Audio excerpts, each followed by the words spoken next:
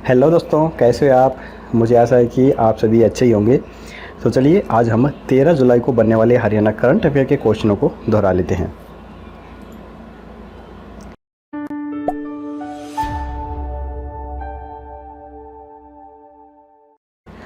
तो यहाँ पर पहला प्रश्न दिया गया है, हाल ही में हरियाणा का कौन सा जिला देश के 100 प्रदूषित शहरों में 11वें स्थान पर आया है।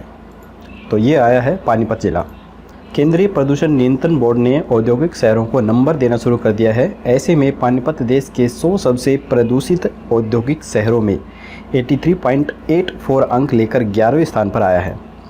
जमीन और वायु की तुलना में पानी की भूजल क्वालिटी सबसे अधिक खराब मिली है, जिसमें सीपीसीबी की पानीपत को 72.75 नंबर दिए गए हैं।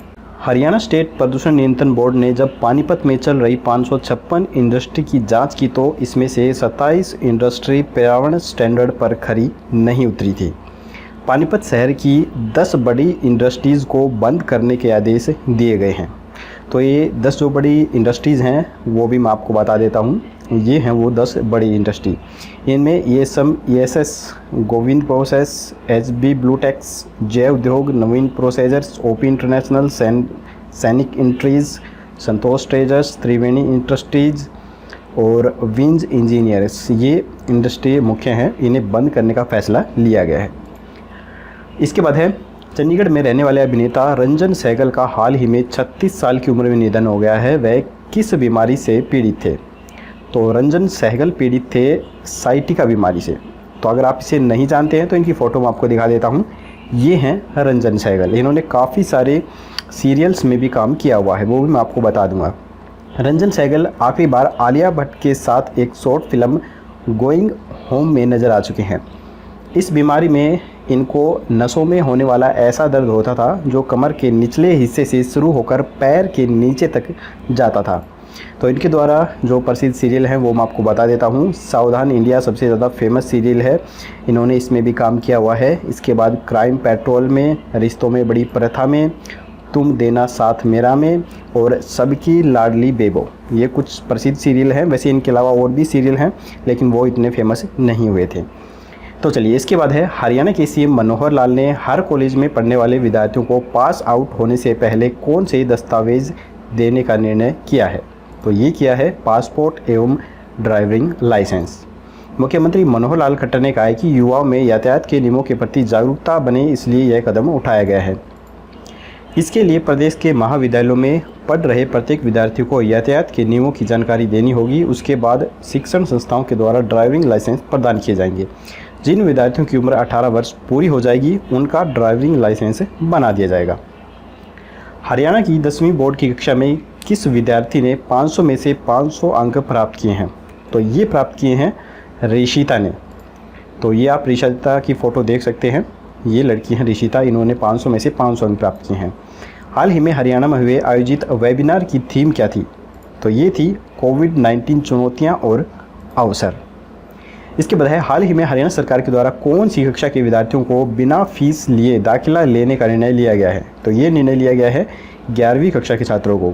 कोरोना वायरस के चलते यह फैसला लिया गया है। इसके लिए विद्यार्थियों को बस स्कूल के प्रिंसिपल के व्हाट्सएप मोबाइल्स नंबर पर अपने डॉक्यूमेंट्स भेजने होंगे और बिना किसी फीस के स्टूडेंट्स का एडमिशन हो जाएगा। मोबाइल में एडमिशन कंफर्म होने का मैसेज भी आपको मिल जाएगा। कोरोना वायरस के चलते अब कितने राज्यों के सीनियर डॉक्टरों ने व्हाट्सएप ग्रुप बनाने का निर्णय लिया है। तो ये निर्णय लिया है 3 सीनियर डॉक्टरों ने। इससे कोरोना मरीजों के इलाज में समन्वय स्थापित हो सकेगा और डॉक्टर मरीजों के सही इलाज के लिए एक दूसरे से फीडबैक भी ले सकेंगे। पंजाब और हरियाणा ने PGI चंडीगढ़ या शहर के सरकारी अस्पतालों में कोई भी कोरोना संक्रमित मरीज रेफर जाने से पहले इस व्हाट्सएप ग्रुप पर पंजाब और हरियाणा स्वास्थ्य विभाग इसकी जानकारी देगा। हरियाणा के किस जिले में स्मार्ट सिटी परियोजना के तहत पानी की आपूर्ति को पर्यवेक्षक नियंत्रण और डेटा अधिग्रहण से जोड़ा जाएगा। तो ये जोड़ा जाएगा करनाल को। SCADA एक कंप्यूटर आधारित नियंत्रण प्रणाली है जो आपूर्ति को ट्रैक और मॉनिटर करने के लिए वास्तविक समय के लिए डेटा को इकट्ठा करती है। SCADA की फुल फॉर्म है supervisor control and data acquiring. यह इंटीग्रेटेड कमांड एक कंट्रोल सेंटर की एक टीम के द्वारा संचालित किया जाएगा जो पानी या सीवरेज पाइपों को लिंक करने, पानी की टंकियों को नए भरने या ओवरफ्लो होने वाले ट्यूबवेल्स व मोटर्स के कामकाज पर भी ध्यान रखेगी। पानी की आपूर्ति को मजबूत करने के लिए शहर में मौजूद 165 और 25 प्रस्तावित नलकूपों, 3 बूस्टिंग स्टेशनों और 150 प्रमुख बिंदुओं में से प्रत्येक पर सेंसर और मीटर लगाए जाएंगे। जनसंख्या दिवस के मौके पर 11 से 24 जुलाई तक परिवार विकास मेला पखवाड़ा कार्यक्रम कहाँ पर शुरू किया गया है? तो ये शुरू किया गया है करनाल में। जनसंख्या दिवस प्रत्येक साल 11 जुलाई को मनाया जाता है। जनसंख्या दिवस के मौके पर परिवार नियोजन के कार्यक्रम चलाए जाते हैं। यदि कोई पुरुष नसबंदी करवाता है तो प्रोत्साहन के रूप में उसे 2,000 रुपये दिए जाते हैं। यदि कोई महिला डिलीवरी के बाद तुरंत ऑपरेशन करवाती है तो उसे 2200 रुपये की प्रोत्साहन राशि दी जाती है। फिलहाल वर्तमान के किस एयरबेस पर नए हैंगरों का निर्माण किया जा रहा है? तो ये किया जा रहा है अम्बाला में। अम्बाला एयरबेस पर राफेल लड़ाकू विमान को तैनात करने की तैयारी की जा रही है। इसी की वजह से नए हैंगरों का निर्माण किया जा रहा है, जिनमें से 2 हैंगर्स बनकर तैयार हो चुके हैं। अम्बाला एयरफोर्स स्टेशन से इसी महीने से राफेल लड़ाकू विमान उड़ान भरने के लिए शुरू हो जाएंगे। राफेल लड़ाकू विमान के पार्ट्स भी आने शुरू हो गए हैं। लंबी दूरी तक हवा से हवा में मार करने वाली मिसाइलों से लैस राफेल विमान की पहली खेप 27 जुलाई को भारत को आएगी। पहले चरण में 6 राफेल भारत आएंगे। इसमें से 3 अम्बाला में और 3 पूर्वोत्तर के हाशीमारा में तैनात किए जाएंगे। 2022 तक सभी 36 राफेल भारत को मिल जाएंगे, जिनमें से 18 राफेल अम्बाला में ही तैनात किए जाएंगे। बाकी 18 जो बचे हैं वह हाशीमारा में ही तैनात किए जाएंगे। जो राफेल की कुछ खासियतें हैं वो भी मैं आपको बता देता हूं, क्योंकि इसकी चर्चा काफ़ी दिनों से चल रही है। भार ढोने की इसकी जो क्षमता है वो 24,500 किलोग्राम की है और जो ईंधन की क्षमता है वो 4,700 किलोग्राम की है। इसकी जो अधिकतम रफ्तार है यह 2200 से लेकर 2500 किलोमीटर प्रति घंटे की है और इसकी जो मारक क्षमता है यह 3,700 किलोमीटर प्रति घंटे की है। 1.30 mm की गन से एक बार में 125 राउंड गोलियां इससे निकलती हैं। 30 mm की तोप से 2500 राउंड गोले दागने की क्षमता रखती है। 300 किलोमीटर की रेंज से हवा से ज़मीन पर हमला करने में यह सक्षम है। 9.3 टन वजन के साथ 1650 किलोमीटर तक उड़ान भरने में भी यह सक्षम है। 14 हॉट पॉइंट्स के जरिए भारी हथियार भी गिराने में यह सक्षम है।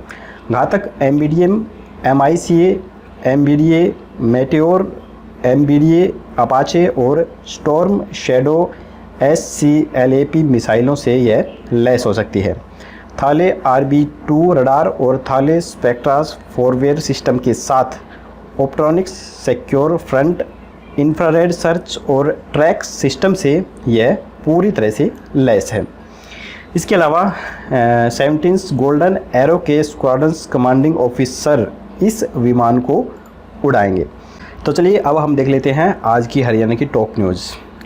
हरियाणा के उन लोगों के लिए अच्छी खबर आई है जो यूट्यूब चैनल चलाते हैं और उनको सरकार के द्वारा प्रतिबंध करने का फैसला लिया गया था। तो हरियाणा सरकार के द्वारा सोशल नेटवर्क पर लगाई गई जो प्रतिबंध है वह कुछ नियमों को ध्यान में रखते हुए हटाई जा सकती है। सीएम मनोहर लाल खट्टर ने कहा है कि जो यूट्यूब चैनल प्रोफेशनल तरीके से चलाए जा रहे हैं उनको रजिस्ट्रेशन के बाद दोबारा से शुरू किया जा सकता है और उन लोगों के डिप्लोमा या फिर डिग्री की जांच की जाएगी जिन्होंने न्यूज़ चैनल से रिलेटेड कोई भी डिप्लोमा या डिग्री की हुई है, तो उनके लिए ऐसे चैनल चलाना थोड़ा आसान हो जाएगा। तो चलिए अब हम देख लेते हैं कल का क्वेश्चंस। कल हमने आपसे पूछा था हाल ही में चंडीगढ़ स्थित केंद्रीय वैज्ञानिक उपकरण संगठन ने कोरोना से बचाव के लिए किस कवच का निर्माण किया है। तो काफ़ी सारे स्टूडेंट ने बिल्कुल सही आंसर दिया था। इसका राइट आंसर है 3 नंबर, यानी कि सेफ्टी गॉगल्स का निर्माण किया है। लोग मास्क से मुंह और नाक को ढक लेते हैं, लेकिन आंखों की सुरक्षा को लेकर अभी तक पुख्ता सुरक्षा कवच नहीं बनाए गए थे। इसी के मद्देनज़र चंडीगढ़ स्थित केंद्रीय वैज्ञानिक उपकरण संगठन ने आंखों के जरिए कोरोना संक्रमण को रोकने के लिए खास तरह के ये गॉगल तैयार किए हैं। ये safety goggles health care professional और फ्रंट लाइन वर्कर के अलावा आम लोग भी उपयोग में ला सकते हैं। चिकित्सा की माने तो कोविड-19 मुंह और नाक के अलावा आंखों से भी फैल सकता है, इसलिए इनका निर्माण किया गया है। तो चलिए अब हम आज का क्वेश्चन देख लेते हैं। आज का क्वेश्चन है हरियाणा के किस जिले में एमफिल टावर व पीसा की मीनार अजूबों का निर्माण किया जाएगा। तो यहाँ पर 4 ऑप्शन है, आपको राइट ऑप्शन हमें कमेंट बॉक्स में बताना है। कल की वीडियो में आपको इसका जवाब मिल जाएगा। तो चलिए दोस्तों, हमारी वीडियो यहीं पर ख़त्म होती है। अगर आपको वीडियो पसंद आई तो लाइक ज़रूर कीजिएगा, और जीके से संबंधित पीडीएफ डाउनलोड करने के लिए आप हमारी वेबसाइट पर जा सकते हैं। यहाँ पर आपको हमारी करंट अफेयर और हरियाणा जीके से रिलेटेड काफ़ी सारी जानकारी मिलेगी, साथ में पीडीएफ भी मिल जाएंगी, तो यहाँ से आप उन्हें डाउनलोड भी कर सकते हैं।